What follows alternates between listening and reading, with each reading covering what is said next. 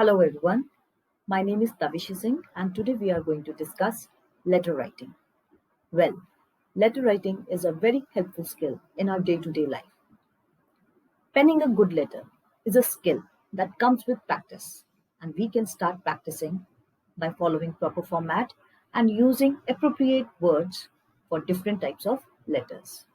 In this video, I am going to discuss various types of formal letters on CBSE guidelines.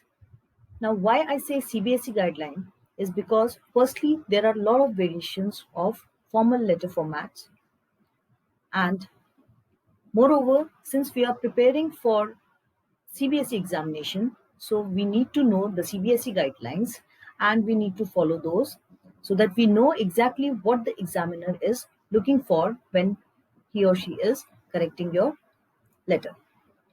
So let's see. Moving on to the contents.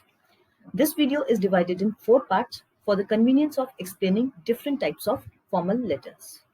Part 1 consists the format, basic draft, tips and guidelines for a formal letter. And also we will discuss letters to the editor. Part 2 will include job application with resume.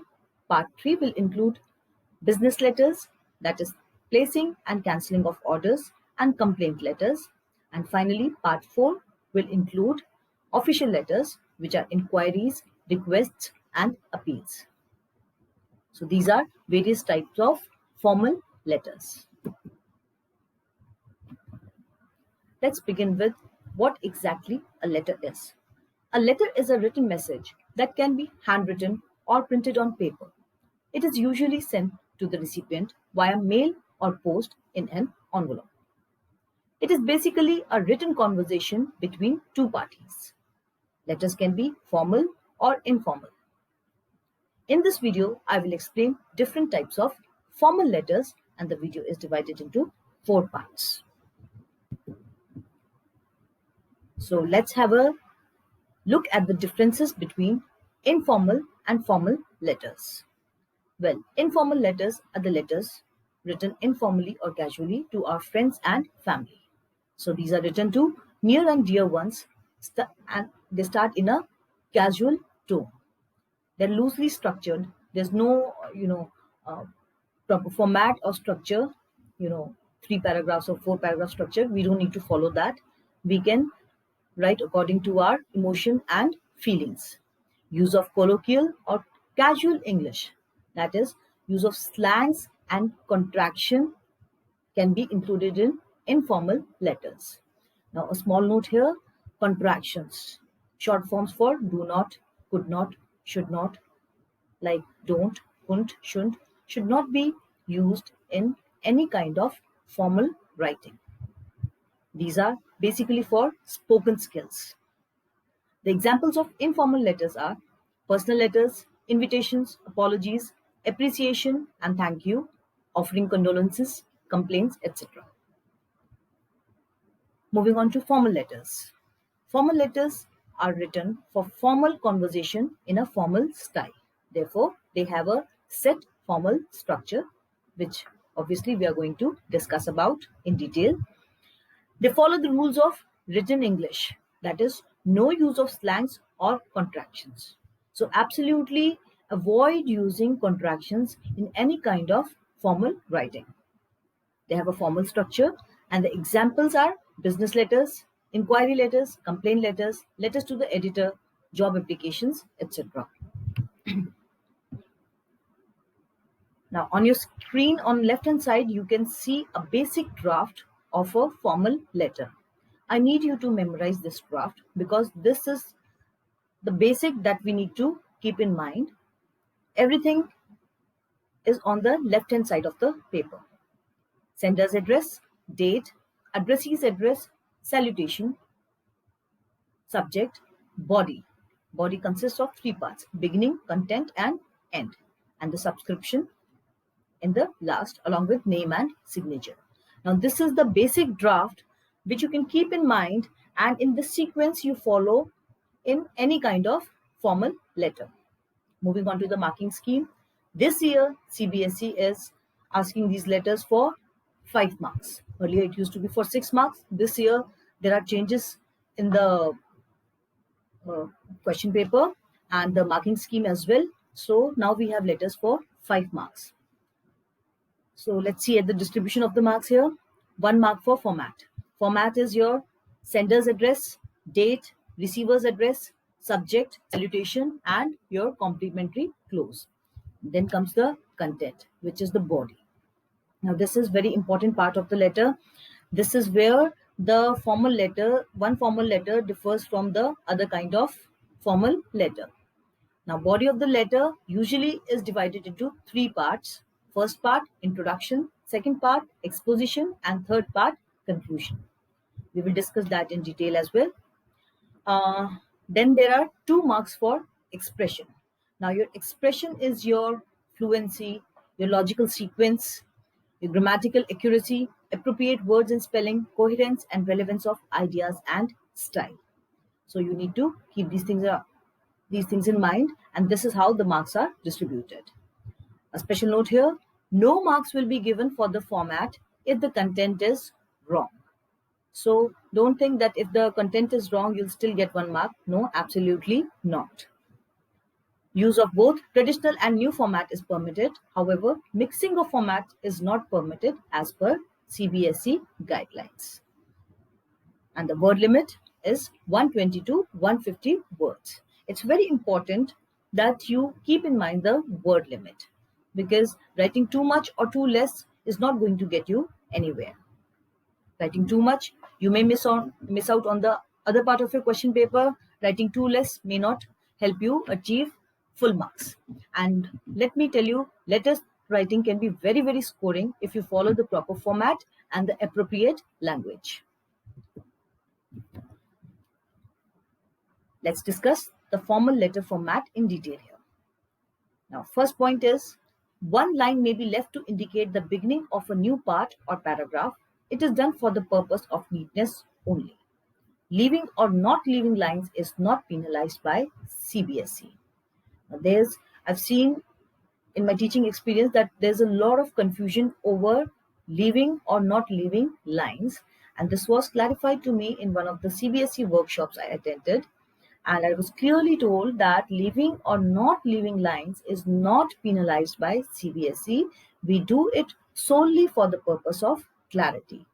Clarity is of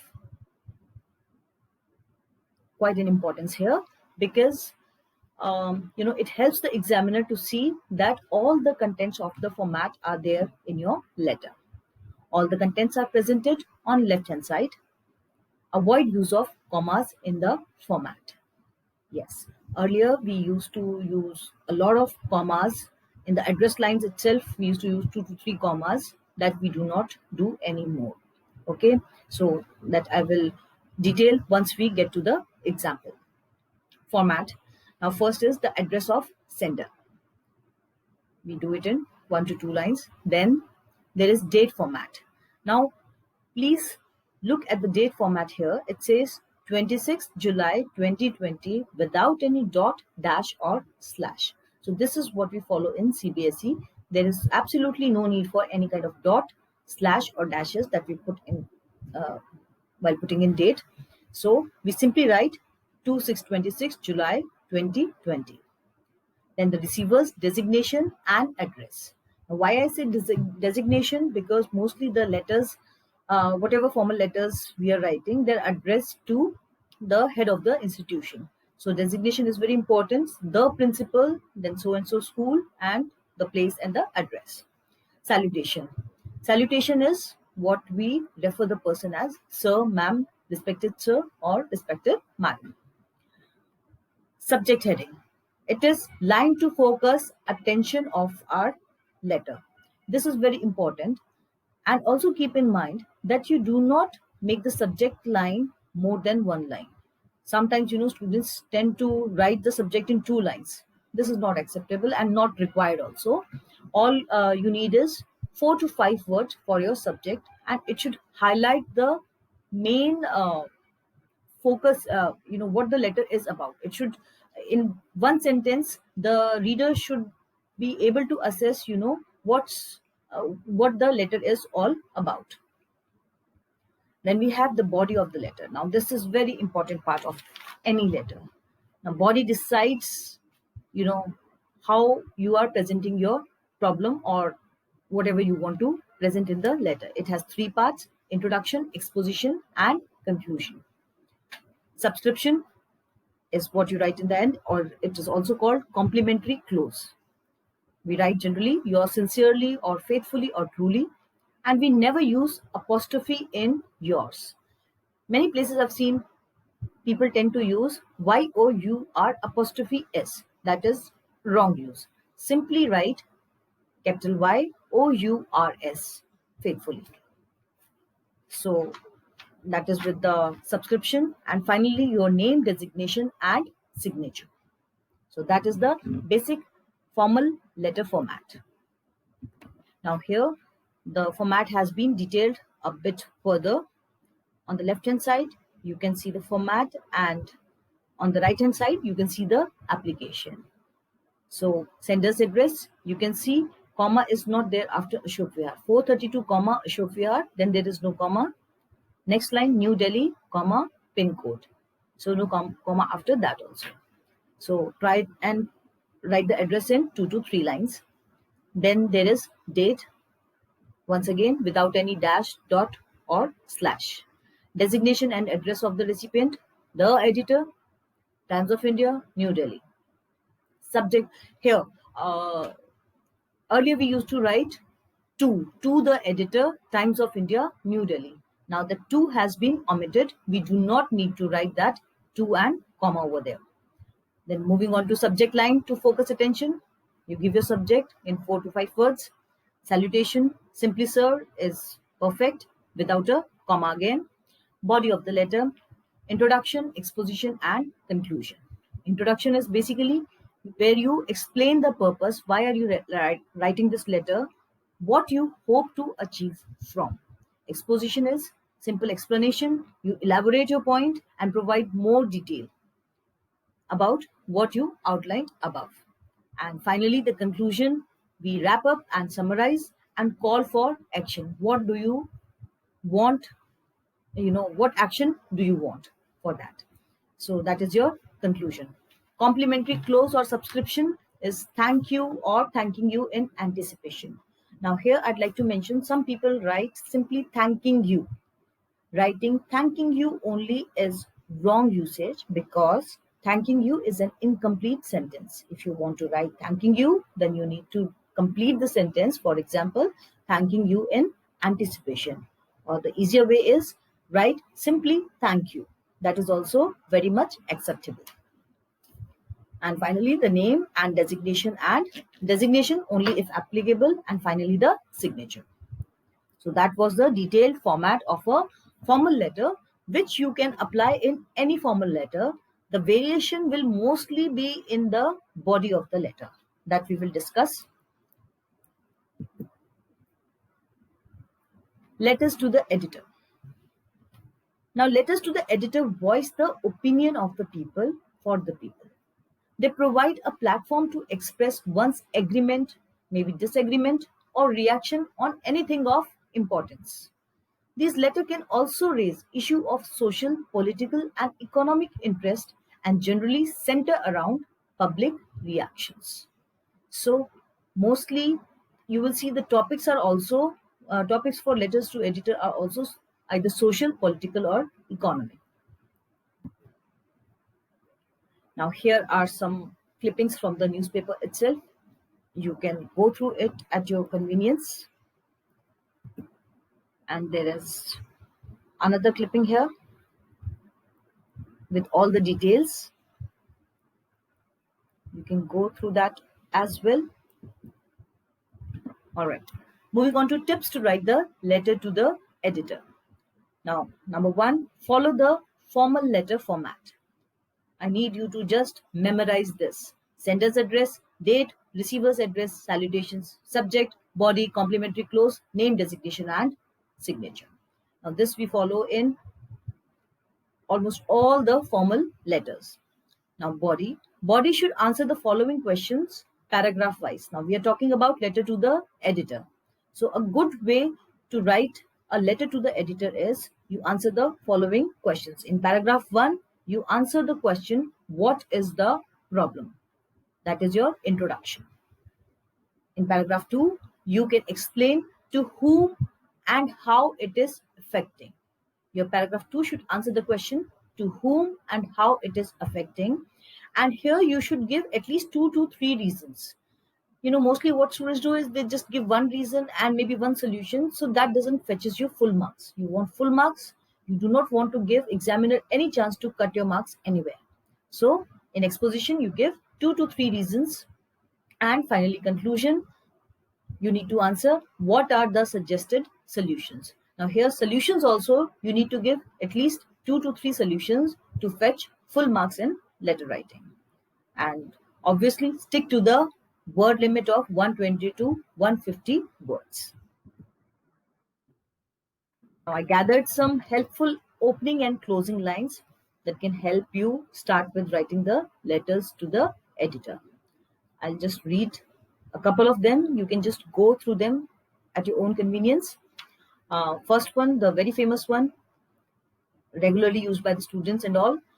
Through the columns of your esteemed newspaper slash daily, I would like to draw the attention of the concerned authorities about, and then you go on about what the problem is. Or maybe, I wish to share my concern and anxiety about the burning issue of, and then you continue with what the problem is. Why are we using here burning issue? As I told you that mostly the topics are social, economical, or political.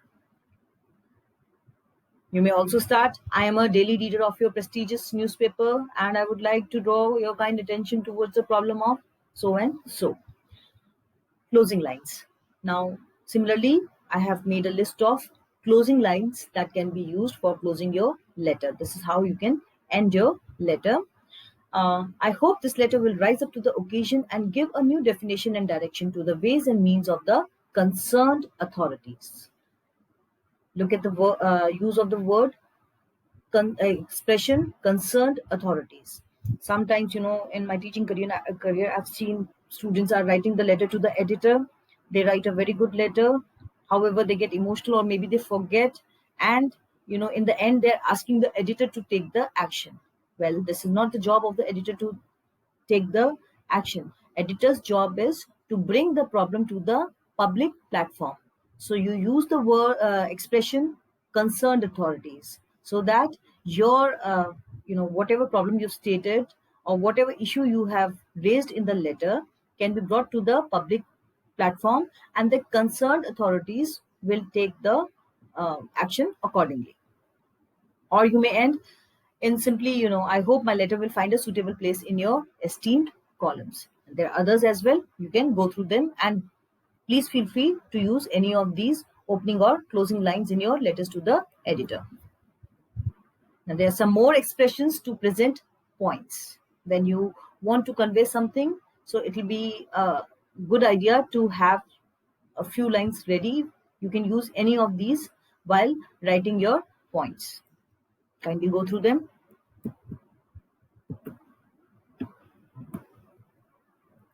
Okay, now we have a couple of examples here for letter to the editor. I will read out example 2. You are Aman Aditi studying in Bharat School, Lucknow. The road leading to your school is very congested and full of potholes. Students and parents are often caught in traffic jam. In spite of several representations, the government has not done anything to improve the condition of the road.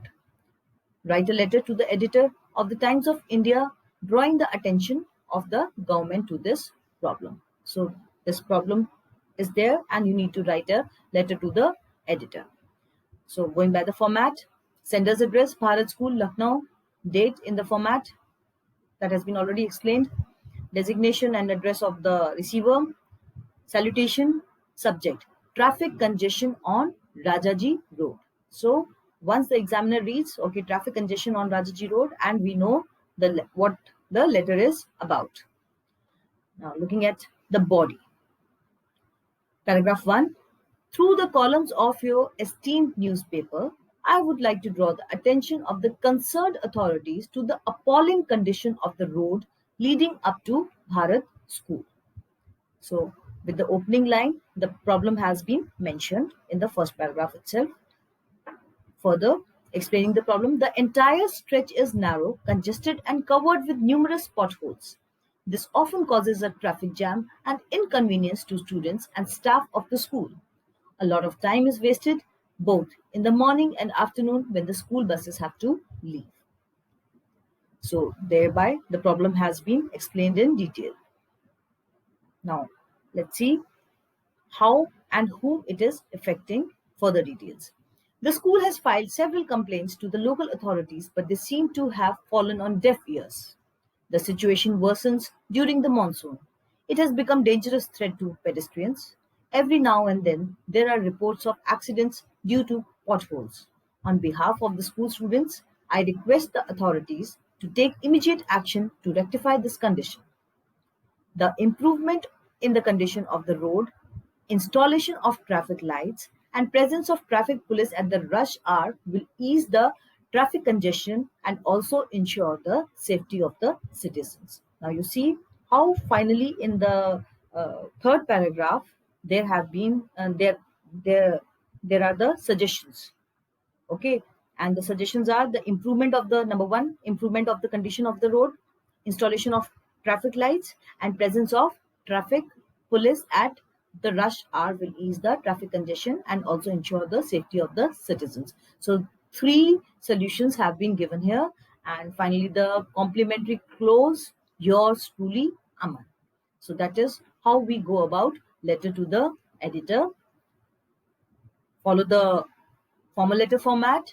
Paragraph 1, discuss or answer the question, what is the problem? Paragraph 2, to whom and how it is affecting. Paragraph 3, what are the solutions? And finally, close your letter with a complimentary close. I hope you understood the letters to editor. In the next part, we'll be discussing job applications with resume. Thank you and keep watching.